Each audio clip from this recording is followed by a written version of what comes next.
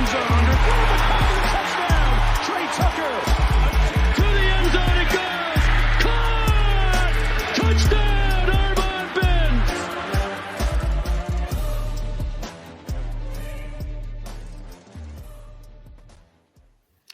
Bearcat Blitz. Welcome in, everybody, to UCF Week here on the Believe Network. I'm your host, Russ Eltman. He's my co-host, Neil Meyer of the Front Office News, Cincinnati Rivals, and I am of Cincinnati Bearcats on SI. You can look us up and find all of our work at those spots there.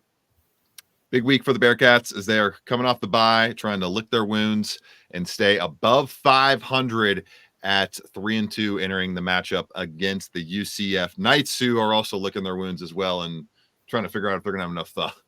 At this rate, they're losing players left and right to the portal, to injury. It's just it's a mess going on down in Central Florida for the Knights, and we'll see if they're able to hold true to this betting line and beat the Bearcats as favorites on Saturday. Line is shortening as we speak. Touch on that today. We will get to some of the issues UCF is having with their program. Cincinnati football got a commitment along the defensive line yesterday with defensive end James Early in the 2025 class committing to Cincinnati. And we are 1 month away from hoops, 1 month away from the start of basketball season for Cincinnati and the Wes Miller crew. We'll touch on that to close the show with media availability starting up this week on that side of the ledger. Before we get there, though, I've got to tell you about Bet Online. It's the world's most trusted betting platform and your number one source for everything football. Bet Online has every stat, every matchup, and even live odds and spreads to bet on during the games. Think you know your stuff? Get in on our $200,000 mega contest and pick 5 games against the spread every week for your chance at weekly prizes and a share of $200,000. When the game's over, head over to our online casino and get in on a game of blackjack or poker or unwind with one of our over 150 slots games. Head to the website today to get in on the action. Bet Online. The game starts here. And I also want to tell everybody about another one of our presenting sponsors, Cherabundi. They are a fantastic, how do I say this? Kind of recovery drink source for you during your workouts. Cherabundi is a wonderful way with their cherry tart juice to get reduced soreness, get increased recovery after your workouts. It helps improve sleep, helps support immunity, and they're used by nearly 500 collegiate and professional sports teams, including every NFL team, 10 of the last 11 Super Bowl champions. Every team playing in Europe or Brazil this season had Cherabundi with them on the flight. Obviously, the Jets and the Vikings, the latest ones to go overseas, they had Cherabundi with them, including 66 of the 67 Power Conference football teams use it as well. Go to Cherabundi. That's cherabundi.com, Cheribundi, to find out more information, or you can get them at retailers nationwide, including Publix and Kroger. They are a natural product group, and their cherry juice been really, really awesome. Use that throughout last week, and includes no added sugar, natural products and ingredients, and cherry juice, a really great way to reduce soreness, increase your recovery after a workout in a natural fashion. Support Cherabundi today, one of our presenting sponsors. All of that coming up after this message from our presenting sponsor, or from our sponsors right here on Bearcat Blitz.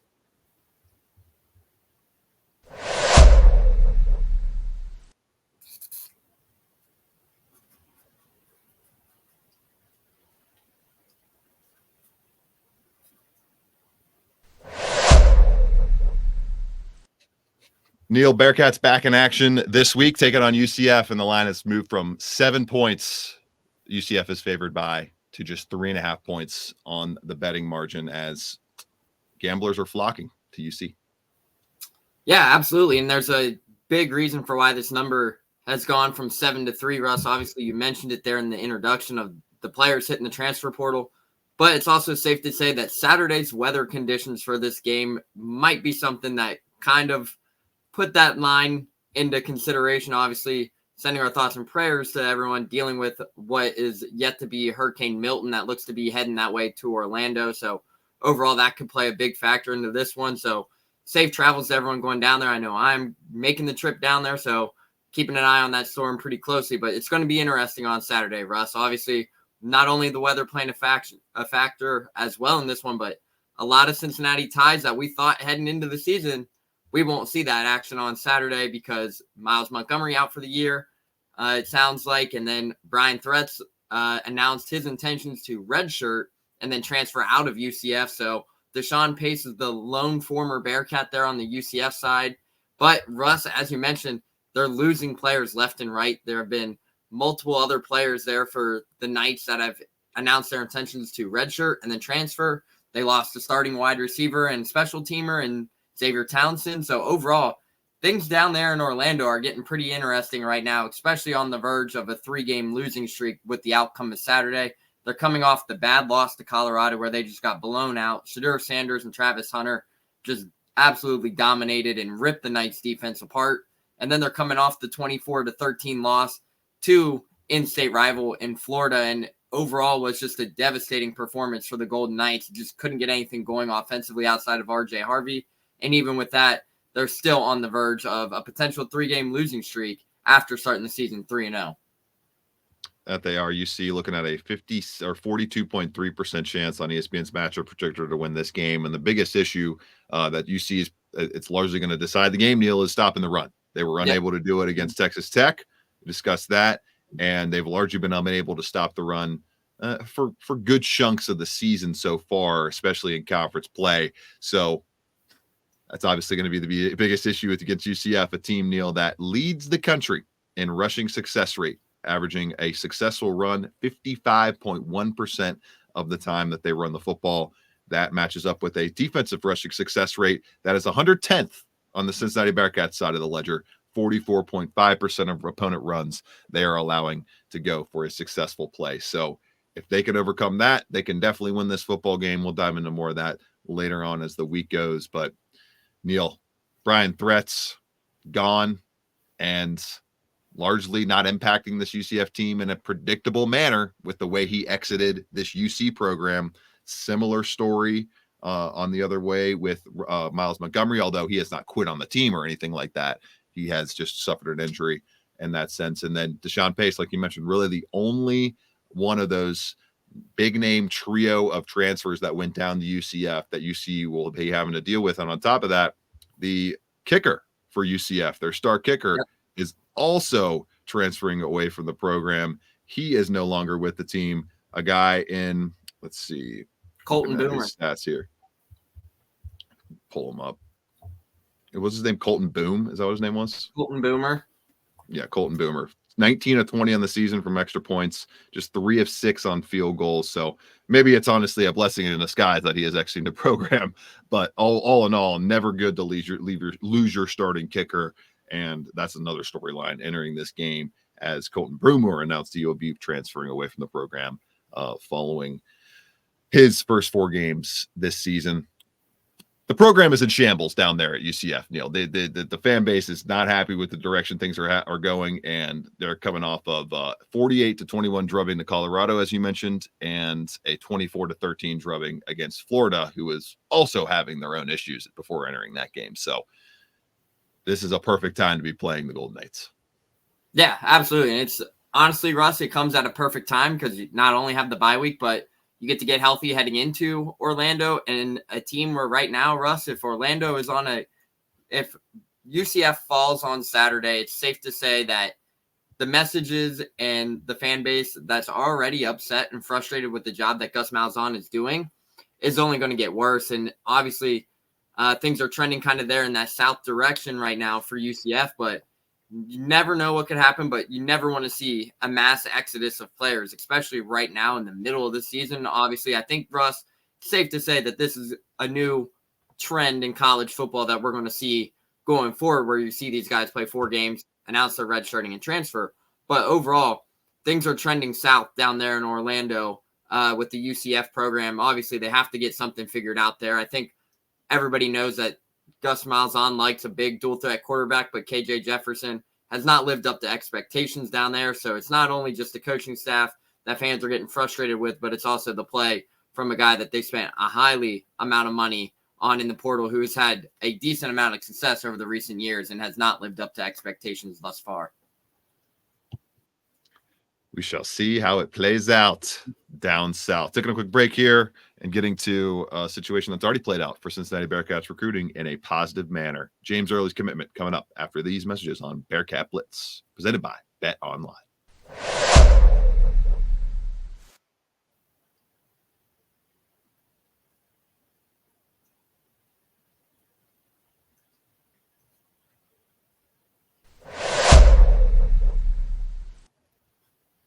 Neil, Cincinnati football up to 16 commitments in the 2025 class, and they get one that's pretty close to home over in Fort Wayne, Indiana. James Early, edge rusher, 6'6", 230 pounds, 93rd ranked player at his position nationally, and the 29th best player in Indiana, according to 24/7 Sports. He is committing to Cincinnati as his only power conference offer out of 6 other offers, including all MAC teams in Illinois State. So another edge addition to Cincinnati, a solid addition, I would say at that, although still not necessarily wowing anybody or blowing the socks off or necessarily making any splash commitments happening of the 4-star or above variety. Yeah, and it's worth noting, Russ, too, with James Early, that he was actually on campus for the Houston game for an official visit. Or an unofficial visit when the Bearcats defeated Houston 34-0. That's where he picked up the Cincinnati offer, and then he commits to the Bearcats just 2 weeks later. But, Russ, when you look at his frame and his game for James Early, this is a guy who's got great size, 6'6", 230 pounds on the defensive side of things, but he's only got the MAC offers right now, it appears, mostly MAC offers. He's not really rated by many recruiting sites outside of Rivals, or whether that's 247. He's not really rated like a high 3-star kind of guy, but this is a guy where they see the upside and what he could bring. But obviously he's got great twitch, can really get off the ball. Cincinnati didn't have many defensive commits there in the 2025 class, so that also helps that side of the ball as well. But overall, it's an interesting commitment, just obviously due to his size and how everything has started to take off for him there in his senior season. But overall, you're now up to 16 members. But it's going to be interesting to see if they can still hit that 20 threshold that we have discussed all offseason.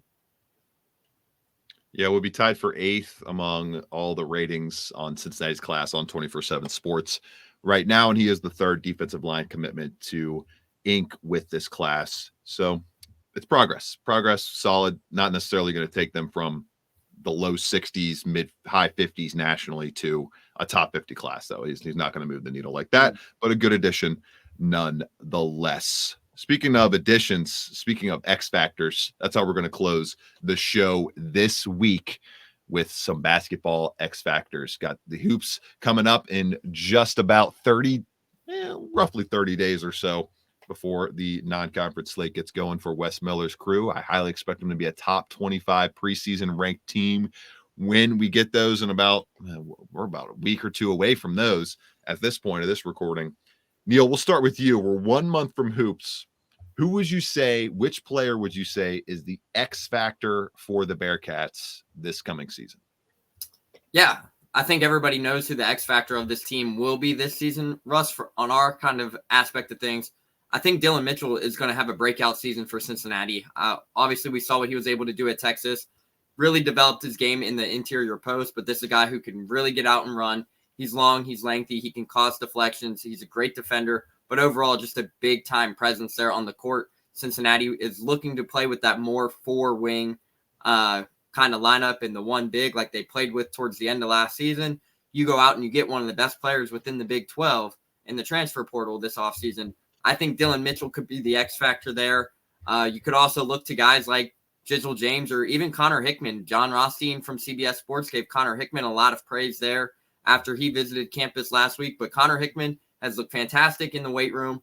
Russ, we saw it in person last year versus Bradley. This is a guy who can come off the bench and really contribute for Cincinnati. But overall, Jizzle James, I think, is poised for a breakout season. Russ, we saw it towards the end of the season last year and what he was able to do when Day Thomas was out with the injury. So it's going to be interesting. There's a couple guys that could really step in, but I think the 2 most important X factors for this Cincinnati team is obviously going to be Jizzle James and Dylan Mitchell. And then, as you mentioned, too, we are slated to hear from Wes Miller tomorrow, so we'll get an update on what this offseason has been like. Obviously, a lot of things to kind of unwind and pick and process there throughout this fall camp for them. But overall, it's a big time opportunity for Westmoreland and the Bearcats. Obviously, they should be expected to be top 25 when the preseason rankings come out. But overall, if you're asking me, Russ, the X factor, I think this year would be Day Thomas, Jizzle James, or Dylan Mitchell there for the Cincinnati Bearcats. Wow, I'm going different. To me, I think it's pretty clear who the top X factor on this team is, especially at a position with such little depth, and that's Aziz Bandaogo. Mm-hmm. If Aziz Bandaogo plays his best basketball this year, stays out of foul trouble, and I think he could be he has a ceiling of Big 12 Defensive Player of the Year. That's what he can be in this system at this current point of his basketball career trajectory. I could see them being a top 5, top 3, competing for the Big 12 regular season title if Aziz Bandaogo hits his ceiling this season. He was so impactful last year, despite missing the first 4 games of the year. Started 26 games, played in 29, 6.6 points per game, 7.4 rebounds, 64.2% shooting. I think he could get up to 10 points, 8.5 rebounds per game this season. I think he could become an even more efficient offensive player. I think he can lead the Big 12 in blocks. And if he can stay on the floor consistently, be able to stay out of foul trouble, consistently move those feet, be able to stay in front of his defender, not get caught in bad held positions, it's going to allow them to roll out Ayrton Page a little bit more smoothly in that second unit, not have to rely on Ayrton Page to be as impactful as they try to ramp up his minutes from a slow, low minutes workload as a freshman at USC. And to me, Aziz Bandaogo kind of molds into that X factor role for me, because he's going to be the heart of the defense. He's going to be heart of the rim stopping. He's going to be the heart of the rebounding. And it's all going to kind of start with that ball bouncing in and around that basket with Aziz Bandaogo's ability to either pick it off or be able to put it in. So those are solid. I think it goes to show, Neil, that we have 2, 3, 4 different picks right there. And it's just kind of a pick your poison type of roster that Wes Miller and his coaching staff has assembled, where you could have you saying a clear X factor on your end is a different guy that I think is a clear X factor on my end. It just goes to show the talent that is there and the ceiling that this team could reach if it all comes together. Yeah, absolutely. And then obviously you talk about Aziz Bandaogo too. Obviously, with him coming back for this final year of eligibility, Russ, he had a great ending to the season last year, but people forget that he missed the first, 6 games last year due to the transfer. First 4.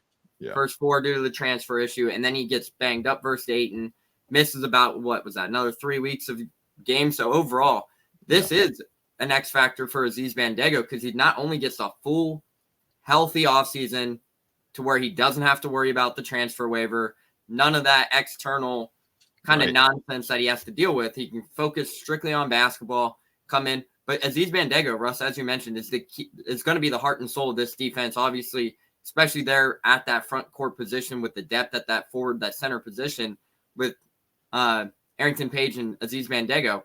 Aziz Bandaogo could be poised, as you mentioned, to go out there and win Big 12 Defensive Player of the Year. And I think everybody in the Big 12 knows what kind of player he is. But anytime you can get a 7-footer that can come in there, alter shots, average 10 rebounds a game, and could potentially give you 10 points as well and average that double-double, will be huge. But Cincinnati was one of the top rebounding teams in the country last season. They weren't able to do that without Aziz Bandaogo. So I expect them to be another top 5, top 10 offensive rebounding team, or even rebounding team in general. And it all comes back to Aziz Bandaogo there in the front court. Cannot wait for hoops. It's going to be so much fun. So many things to look at, and we'll start to get some more insight into all of it from Wes Miller and whoever they make available player-wise on Tuesday. Excited to bring all the takeaways from that to our next show on Thursday, our preview show ahead of UCF. Can Cincinnati stay above 500 and keep trekking their way towards a 6-win-plus record and a bowl berth in 2024? That is the goal this season.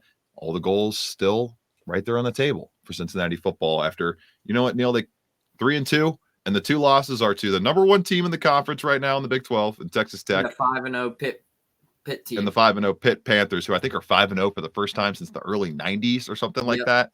It's crazy. Absolutely crazy. So not bad losses so far for Cincinnati football, and albeit 1 bad quarter in that loss to Pitt is the biggest difference between 3-2 and 4-1 right now. For Neil Meyer, I'm Russ Heltman. We'll be back on Thursday to preview all the football action and give you takeaways from the basketball pressers right here on Bearcat Blitz, presented by Bet Online. 6, Ritter to the end zone, looking for Pierce. Did he hang on? Yes. Touchdown. Back as I've been around. Here he goes again. Busts free. Jerome Ford down the sideline. Foot race. House call.